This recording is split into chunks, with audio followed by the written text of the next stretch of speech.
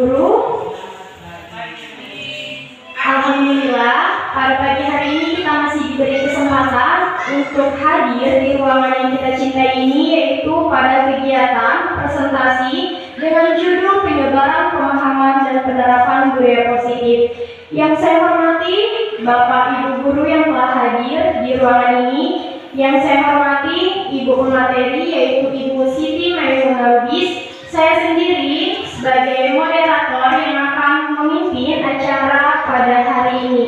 Langsung saja Bapak Ibu Guru, untuk mempersingkat waktu, acara ini akan diawali dengan menyanyikan lagu Indonesia Raya. Kepada Bapak Ibu Guru kami persilakan untuk berdiri.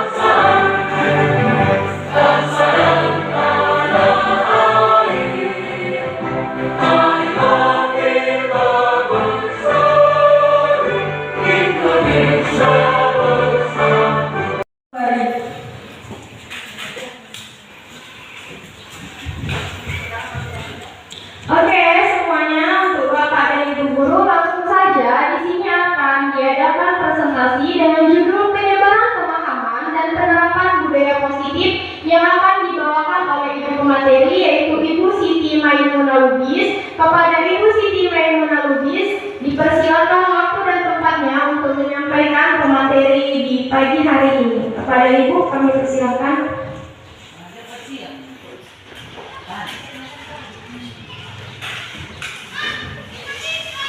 Assalamualaikum warahmatullahi wabarakatuh.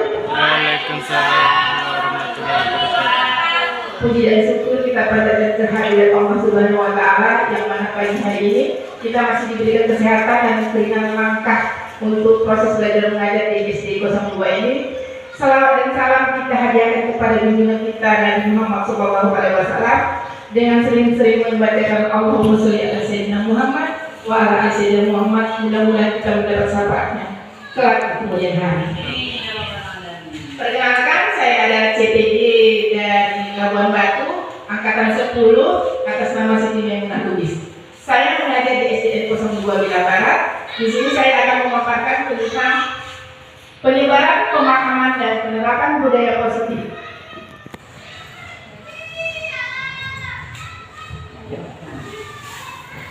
Konsep utama budaya positif adalah ada beberapa macam, yaitu ada 7 bagian. 1. Perubahan paradigma belajar, disiplin positif, kebutuhan dasar manusia, motivasi perilaku manusia, posisi kontrol, restitusi, keyakinan kelas, dan segitiga restitusi. Dalam pembelajaran dengan paradigma baru, ada pembelajaran dengan paradigma baru berupa pembelajaran yang dirancang berdasarkan prinsip pembelajaran berdiferensiasi, hingga para peserta didik belajar sesuai kebutuhannya berdasarkan tahap perkembangan sesuai dengan teori psikologi modern untuk mewujudkan profil pelajar Pancasila. Di dalam profil Pancasila ada 6 faktor, yaitu beriman, bertakwa kepada Tuhan Yang Maha Esa, berakhlak mulia, mandiri, bernalar kritis, berbineka global, bergotong royong, dan kreatif.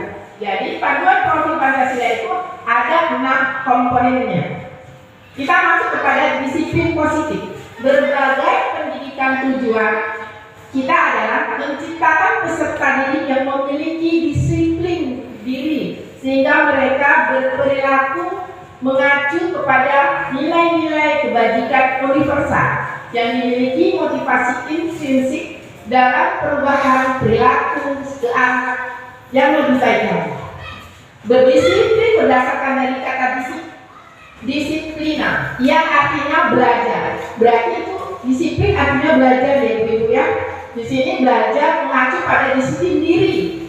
Disiplin diri di mana kita memiliki tanggung jawab terhadap apa yang dilakukan berdasarkan nilai-nilai kreatif kita. Berarti belajar melakukan disiplin. Disiplin itu adalah disiplin positif dan disiplin negatif. Di sini mengacu kepada disiplin positif.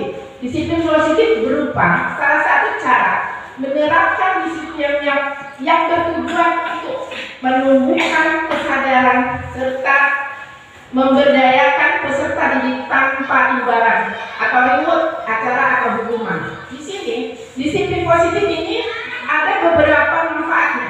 Bukan berarti seseorang melakukan disiplin atau mungkin ibu ngerti disiplin itu adalah sesuatu yang harus dikerjakan, khususnya disiplin positif. Berarti peraturan atau kegiatan yang biasa dilakukan.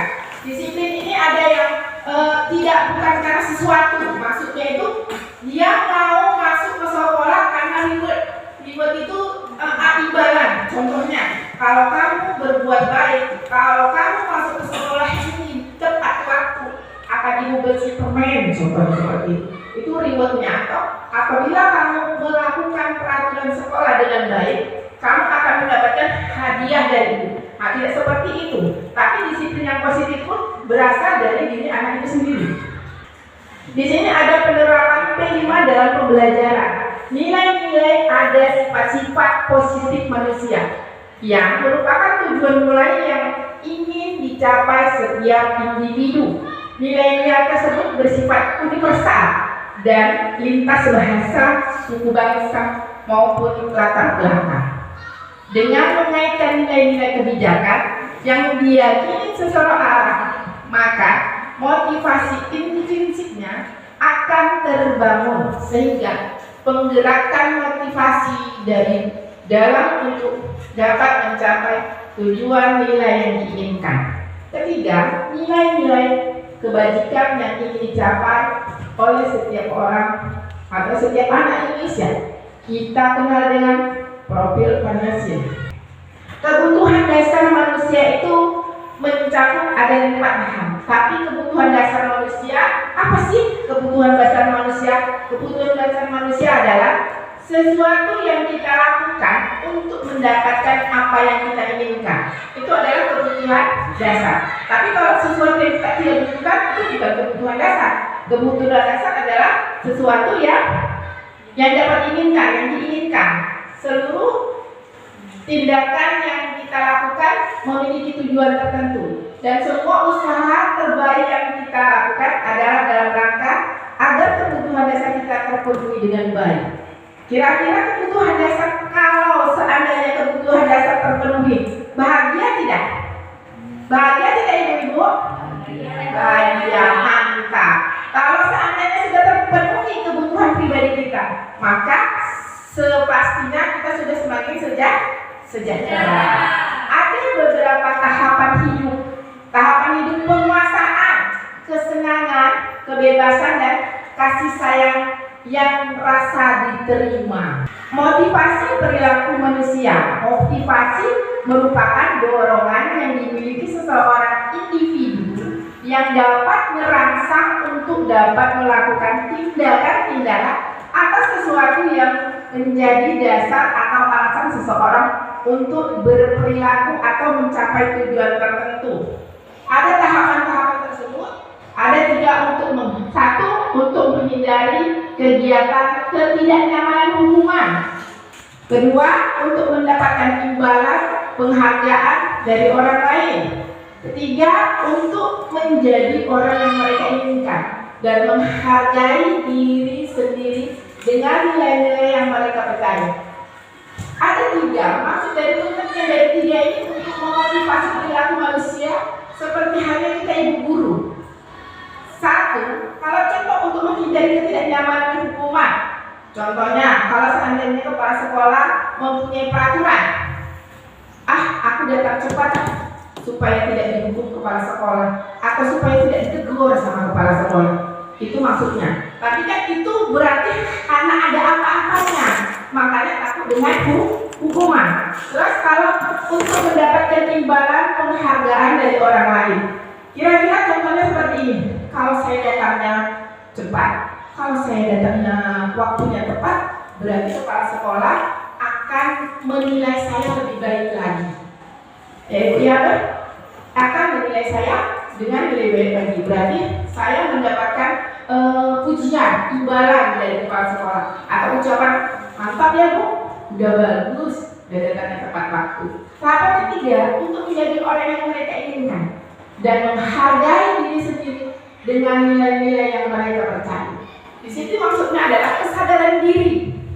Kesadaran diri kita sebagai guru bukan takut karena kepala sekolah menegur kita atau kepala sekolah menghukum kita atau kita mendapatkan penghargaan dari kepala sekolah kita, tapi karena kesadaran kita, aku harus kerja tepat waktu, aku harus masuk kelas mengajar anak-anakku tepat waktu, bukan dikarenakan ribut, bukan karena hadiah, bukan karena hukuman dari atasan kita. Kalau ibu-ibu sendiri kira-kira mana sih yang akan ibu pilih? Yang nomor 3, bagus. Semoga kita semua menerapkannya seperti itu ya ibu-ibu. Konsep disiplin dengan identitas gagal. Konsekuensinya penguatan jangka pendek, perlu monitoring berkelanjutan, murid menghormati peraturan, kehilangan waktu untuk merenungi kesalahan. Itu kalau konsekuensi. Sedangkan restitusinya bagaimana? Murid bertanggung jawab atas perilakunya. Penguatan jangka pendek hanya peraturan sementara. Sementara kalau bertanggung jawab tanpa disuruh oleh gurunya, dia sudah mempunyai kesadaran sendiri. Di sini fokus pada pemecahan masalah jangka panjang. Adalah masalah ini selesai aja. Tapi tidak yang seperti itu. Kita mengambil alasan seperti ini, kita ambil keputusan untuk kedepannya, untuk keterbiasaan kita. Terus murid menghormati dirinya dan orang lain. Bagaimana dia mendisiplinkan orang lain untuk dirinya sendiri, dia tidak bisa menghargai dirinya. Dengan bagaimana? Yaitu tadi salah satunya datang tepat waktu. Dan bagaimana anak itu bisa menepati jam waktunya dia masuk sekolah, ibu gurunya sendiri masih elek-elekan seperti itu ya ibu-ibu ya. Terus di sini teori kontrol dirinya memegang kontrol, murid bersemangat memperbaiki kesalahannya. Konsep disiplin dengan penerapan restitusi. Restitusi ini adalah maksud dari restitusi adalah proses menciptakan kondisi bagi murid untuk memperbaiki kesalahan mereka sehingga mereka bisa kembali pada kelompok mereka dengan karakter yang lebih kuat lagi.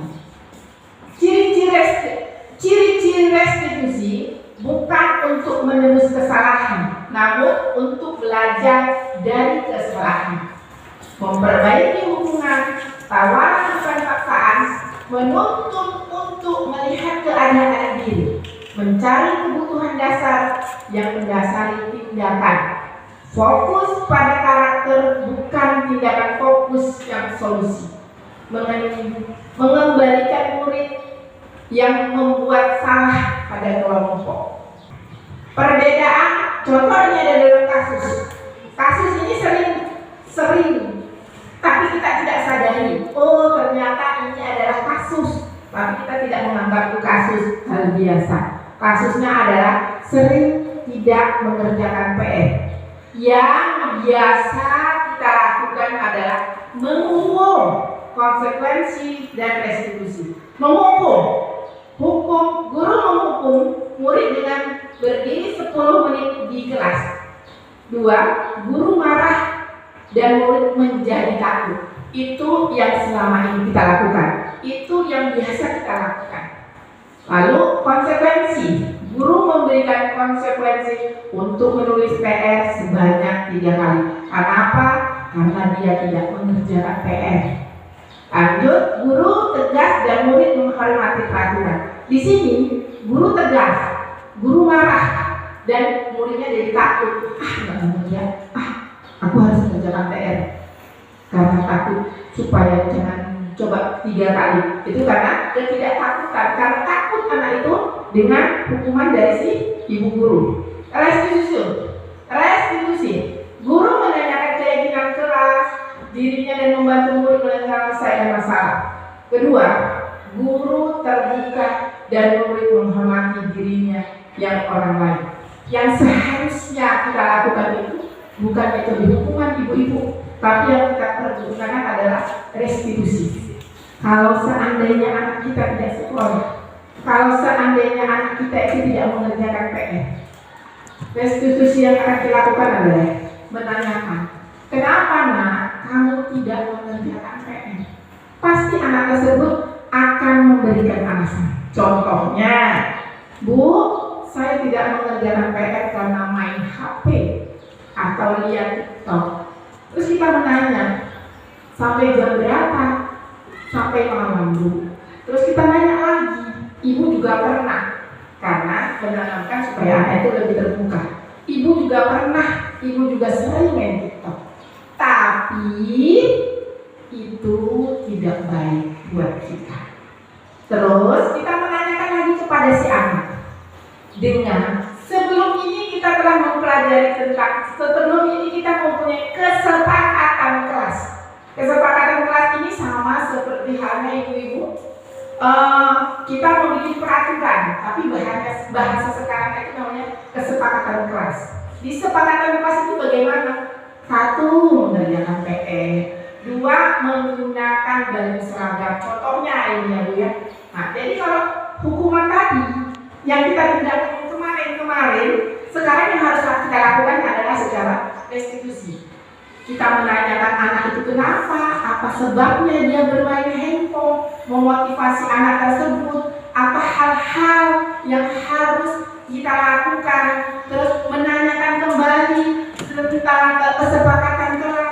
Kesepakatan kelas itu merupakan contohnya, kalau kesepakatan kelas berarti merugikan orang lain atau tidak jujur kalau seandainya anak tersebut mencontek. Nah, kesepakatan kejujuran, kepercayaan diri, kesepakatan yang bagaimana yang dilakukan, ditanya sama anak tersebut. Setelah mengerti anak itu dari pelajaran yang tadi dan menanyakan kesepakatan kelas di awal tahun, di situ anak mengerti, kesadaran diri akan mengerti, karena kebiasaan yang kita lakukan, kebiasaan anak yang dilakukan anak itu berkaitan dengan kesepakatan kelas di awal tahun ajaran baru.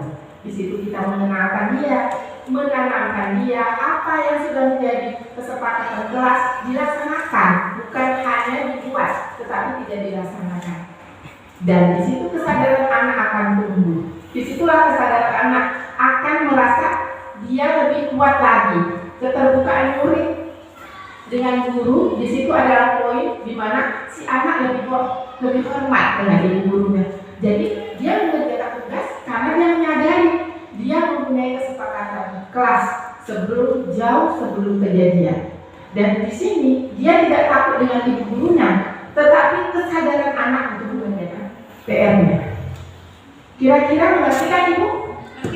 Oke, jangan serius banget lah. Sekarang ice breaking dulu. Berdiri dulu ibu semuanya, biar jangan mutan-mutan banget. Oke, udah digoyang-goyang dulu badannya semuanya. Di sini ada digoyang-goyang dulu, biar jangan capek banget. Di sini saya akan menunjuk garis kanan kita. Kalau di bawah, au. Di atas, gitu ya. Oke, lihat ke kanan saya.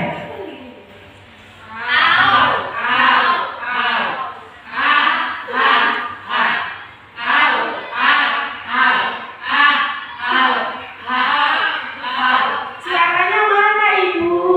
Ulangi lagi.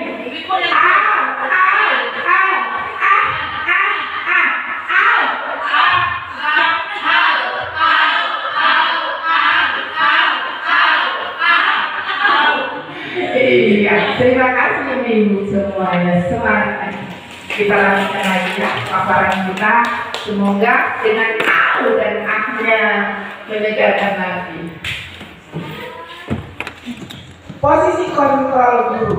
Ini tadi Posisi yang harus kita tempatkan di dalam kehidupan kita sekarang, di dalam pendidikan kita adalah penghukum, membuat rasa bersalah, teman, memantau, dan manajer.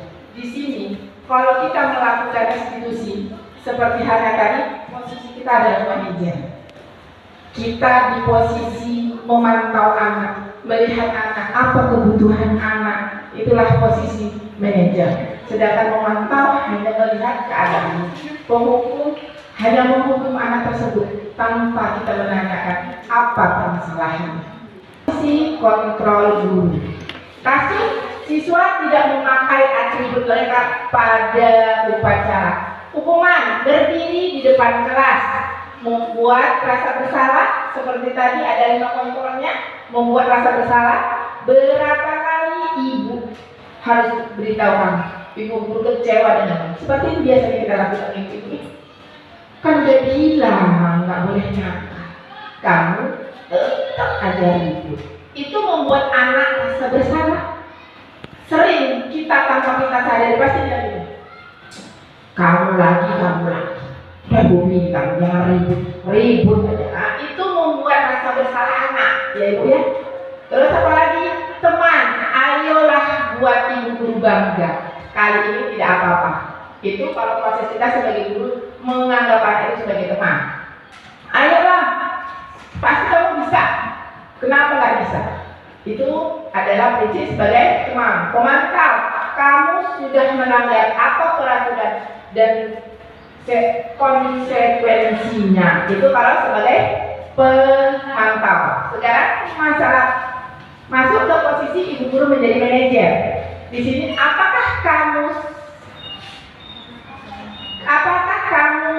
kesalahanmu, kira-kira apa yang akan kamu lakukan untuk memperbaikinya kesalahan, seperti halnya contoh yang saya sudah buat tadi, menanyakan kesalahannya apa, penyebab kesalahannya apa, menanya kesepakatan kelas apa yang sudah kita buat di dalam sekolah, apa janji yang harus kamu lakukan setelah ini. Nah, itulah yang dikerjakan oleh seorang manajer. Nah, tanya apa masalahnya, ditanya apa sebabnya. Ibu juga pernah melakukan seperti itu. Tapi kalau sudah melakukan maka itu benar atau salah harus diperbaiki. Terus apa kesepakatan kelas yang telah kita janjikan. Terus bagaimana harus kita buat seperti itu. Dan solusinya apa yang harus kita buat? Apa yang harus kamu lakukan untuk memperbaikinya? Masuk keyakinan kelas. Mengapa tidak peraturan saja? Mengapa keyakinan kelas? Di sini, mengapa tidak peraturan? Peraturan itu adalah aturan. Harus begini, harus begitu, harus begini, begitu. Sedangkan kalau keyakinan kelas, kesadaran diri anak. Ya, kesadaran diri anak. Dan itu komitmennya dikerjakan sama-sama sama anak. Kalau peraturan kelas itu biasanya ibu gurunya yang membuat. Ibu gurunya yang membuat. Ini peraturan kelas 1. Jam segini harus masuk, jam segini harus keluar, jam segini istirahat. Itu peraturan. Kalau kesepakatan kelas, kesadaran anak, kira-kira apa yang dibutuhkan anak untuk menjalani proses belajar mengajar? Membuat keyakinan kelas. Membuat keyakinan kelas ada 6. 1. Lebih abstrak dari peraturan. Contohnya seperti tadi. Membuat keyakinan kelas. Tidak boleh memakai perhiasan yang berlebihan. Itu dan kita kasih pengarahan seperti itu. Apa tujuannya? Apa manfaat yang kita lakukan? Itu keyakinan diri kepribadian. Berupa pernyataan universal yang keseluruhan yang biasa dilakukan anak, yang dialami kehidupan sehari, membuat dalam bentuk positif, sedikit saja agar mudah diingat. Bisa banyak-banyak bu, sampai 20 atau 15. Terakhir 1 pun nggak dikerjakan. Tapi kalau hanya 5, tapi memang benar-benar keyakinan kelas itu prosesnya terjadi sama anak, insya Allah pasti dilakukan sama anak tersebut. Sesuai dengan kondisi kelas dan sekolah akan mudah diterapkan. Semua warga sekolah atau warga kelas dilibatkan saat membuatnya. Jadi kita tanya sama anak-anak, kita buat keyakinan kelas kita kelas 5, kira-kira apa ya? Itu kesepakatan antara guru dengan anak. Itulah tujuan dari kesepakatan kelas. Karena di situ anak yang merasakan langsung apa yang perlu, dan guru menyeimbangkan kemauan anak.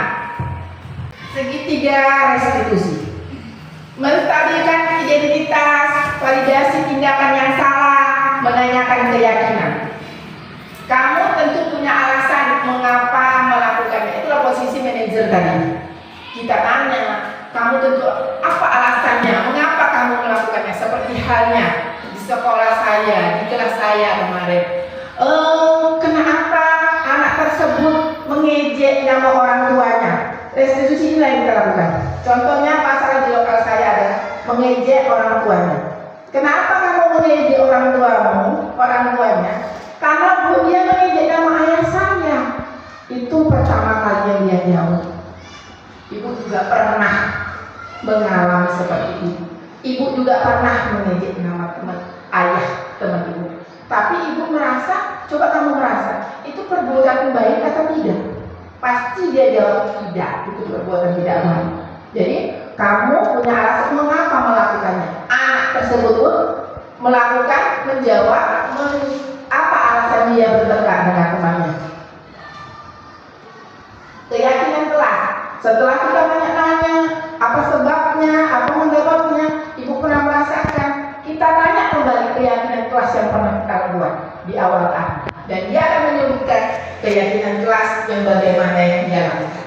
Selain itu, ada cara yang lebih efektif untuk mendapatkan kamu dibutuhkan. Terus menanyakan lagi, kira-kira benar nggak perbuatan kamu? Kalau tidak benar, apa yang harus kamu lakukan?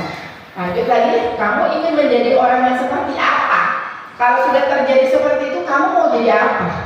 Mau bagaimana? Ditanya kepada anak tersebut. Setiap orang pasti pernah melakukan kesalahan. Jangankan anak, kita juga pernah melakukan kesalahan. Jadi kita tidak menjudge anak tersebut. Kamu salah, tidak yang seperti itu. Kita tanya dulu sebabnya apa? Kenapa? Nggak mungkin anak itu tiba-tiba mengejek nama orang tuanya tanpa dia merasa atau tanpa dia diejek di luar. Nggak mungkin. Makanya nggak ada salahnya, dan juga tidak ada salahnya. Harusnya peranan kita sebagai manajer menanyakan apa sebabnya, kenapa melakukan seperti itu, apa konsekuensinya, apa yang kesepakatan kelas apa yang sudah kamu langgar. Itulah yang seharusnya kita lakukan. Karena setelah ini kita hanya kamu berantem saja. Nah, seperti itu sama juga dengan seperti anak merasa bersalah. Itu maksudnya masalah anak merasa bersalah dengan apa yang kita ucapkan.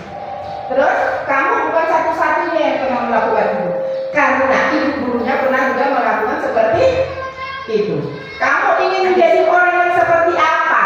Setelah kamu ngerti itu, kamu tanya, kamu mau jadi apa? Apa tujuannya? Seperti itu. Langsung ke segitiga restitusi, menstabilkan identitas, menanyakan keyakinan kelas, validasi tindakan yang salah. Semua itu kalau kita sebaiknya adalah manajer, ya, diposisikan sebagai manajer. Demikianlah paparan saya, dan saya akhiri dengan Assalamualaikum warahmatullahi wabarakatuh. Dan mungkin ada yang kurang dimengerti atau ada yang kurang dipahami, boleh bertanya.